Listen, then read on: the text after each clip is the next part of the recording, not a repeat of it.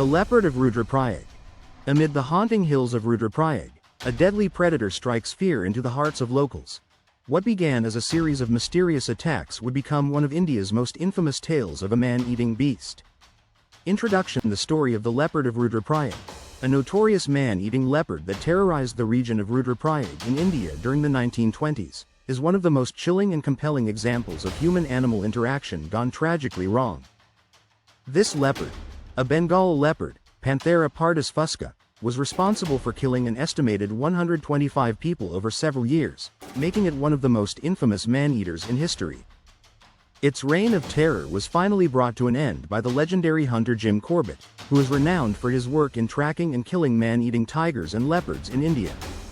This story is a testament to the unpredictable nature of wildlife, where extraordinary circumstances can lead even the most elusive and majestic creatures to develop a predilection for human flesh. To fully understand the tragedy of the Leopard of Rudraprayag, we need to delve into its origins, the events surrounding its killings, and the eventual efforts to hunt it down. The background. Rudraprayag and its predators. Rudraprayag is a small, serene town located in the state of Uttarakhand in northern India, nestled between the confluence of the rivers Alaknanda and Mandakini.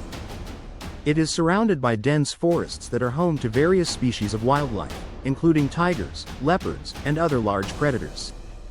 These forests, while rich in biodiversity, also put local populations at risk, especially those living on the periphery, where human settlements are often located near the natural habitats of these predators. The 1920s was a time of increasing human encroachment on the land, with more people settling in rural areas to farm and build villages. These human activities naturally led to increased interaction with wildlife, and in some cases, conflict. While wild animals generally avoided human settlements, the balance between human and animal territories was fragile, and when that balance was disrupted, often by factors such as deforestation, poaching, and the depletion of natural prey, conflicts were bound to occur. The early years. The leopard's origins. The exact origins of the Leopard of Rudraprayag are difficult to pinpoint, but it is widely believed that the animal initially began its hunting spree in the early 1920s. Like many man-eating leopards, it likely did not start out with an inclination for humans but instead turned to them out of desperation or a series of unfortunate circumstances. There are a number of theories as to why this particular leopard turned to killing humans. One prominent theory is that the leopard may have been injured in some way, rendering it unable to hunt its usual prey, such as deer or wild boar. When animals are injured, they may seek out easier prey, and humans, especially those traveling in the forests or living in vulnerable villages, can sometimes be an easy target. Another possible reason for the leopard's shift to human hunting could be the depletion of its natural prey due to overhunting or habitat loss. In the 1920s, the forests surrounding Rudraprayag were increasingly being encroached upon for agriculture and timber. The habitat loss and depletion of prey species could have driven the leopard to seek out alternative sources of food. Whatever the reason, the leopard's first known attack occurred in the early 1920s, and it quickly became apparent that the animal was no ordinary predator. Over the next several years, the leopard became increasingly bold in its attacks, primarily targeting humans. The first attacks. The beginning of terror. The Leopard of Rudraprayag began its killing spree by preying on women and children, who were often the most vulnerable members of society. The first few attacks were relatively small-scale and involved the leopard ambushing its victims on the edges of the forest or near village peripheries. At first, the deaths were not immediately linked to a single predator, as attacks on humans in rural areas were not uncommon. However, as the body count grew, it became clear that something more dangerous was at work. The leopard developed a pattern in its attacks. It would wait for its prey to wander away from the safety of the village, often targeting individuals who were traveling alone or in small groups. The leopard would strike quickly and drag the bodies into the underbrush to consume them. The attacks were swift and brutal, with little chance for the victims to defend themselves. At first, local villagers and authorities believed that the killings were the work of a rogue tiger or another large predator. However, as more people fell victim to the attacks, it became clear that the killer was a leopard. Leopards, unlike tigers, are much more stealthy and are known to kill more discreetly.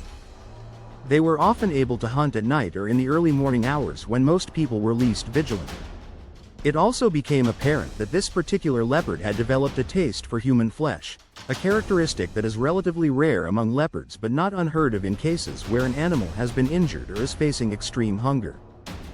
The hunt begins. Jim Corbett's involvement. By the time the killings had escalated to an alarming level, local villagers were in a state of fear and panic. People were afraid to leave their homes, and children were kept inside at all costs. The village elders and local authorities attempted to organize search parties, but the elusive leopard seemed to always be one step ahead. The leopard's cunning and stealthy nature made it nearly impossible for hunters to catch or kill. In 1926, after several years of unsuccessful attempts to kill the leopard, the British government called in Jim Corbett, a famous hunter and naturalist, to deal with the menace. Corbett was well known for his skill in tracking and hunting man-eating animals, and he had already gained a reputation for having successfully hunted and killed several notorious man-eaters, including the tiger of Champawat and the man-eaters of Kumaon. Corbett arrived in Rudraprayag in the summer of 1926, determined to track down and kill the leopard of Rudraprayag. The first challenge Corbett faced was the geography of the area. Rudraprayag was a rugged and mountainous region with dense forests, making it an ideal hiding spot for a predator. Corbett knew that in order to be successful, he would need to use all of his experience and expertise in tracking. The hunt. A series of narrow escapes over the next several weeks, Corbett set about tracking the leopard, studying its behavior and the patterns of the attacks. He examined the remains of victims and analyzed the surroundings for signs of the predator's movements. He soon realized that the leopard was unusually bold and had no fear of humans. It would often return to the scene of the killings, giving Corbett valuable clues about its movements. Corbett used a combination of tactics to try and outsmart the leopard. He set up baited traps, hoping to lure the animal into an ambush. He also spent long hours hiding in trees, waiting for the leopard to appear. The leopard, however, was elusive and avoided Corbett's traps. Several times, Corbett came close to killing the animal, but the leopard always managed to escape at the last moment. The hunt for the leopard of Rudraprayag became an intense and frustrating ordeal. Corbett would often track the animal for days, only to lose its trail or find that the leopard had already moved on.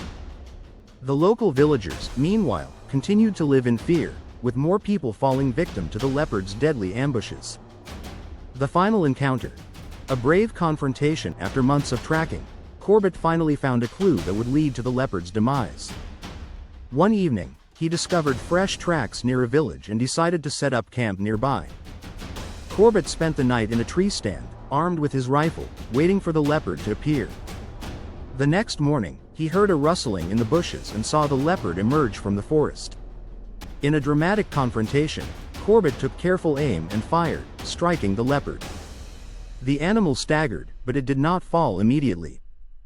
Corbett, sensing that this could be his only chance, fired again, killing the leopard on the spot. Aftermath. The end of the leopard's reign of terror. The death of the leopard of Rudraprayag marked the end of its reign of terror. The people of Rudraprayag and the surrounding villages were finally able to breathe a sigh of relief. The leopard's body was brought back to the village, where it was displayed for all to see. It was later preserved as a trophy and sent to a museum.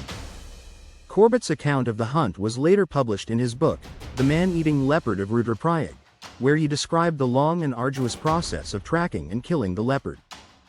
The book remains a classic in the genre of wildlife and hunting literature, and it helped to cement Corbett's legacy as one of the world's greatest hunters and naturalists. Conclusion. The story of the leopard of Rudraprayag serves as a haunting reminder of the dangers of man-animal conflict and the fragile relationship between humans and wildlife. While the leopard was a magnificent and elusive predator, it became a tragic figure, driven to hunt humans due to circumstances beyond its control.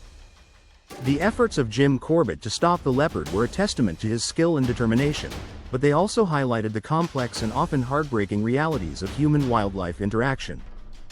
Today, the story of the leopard of Rudraprayag continues to captivate people around the world, reminding us of the delicate balance that must be maintained between humans and the wild animals that share our world.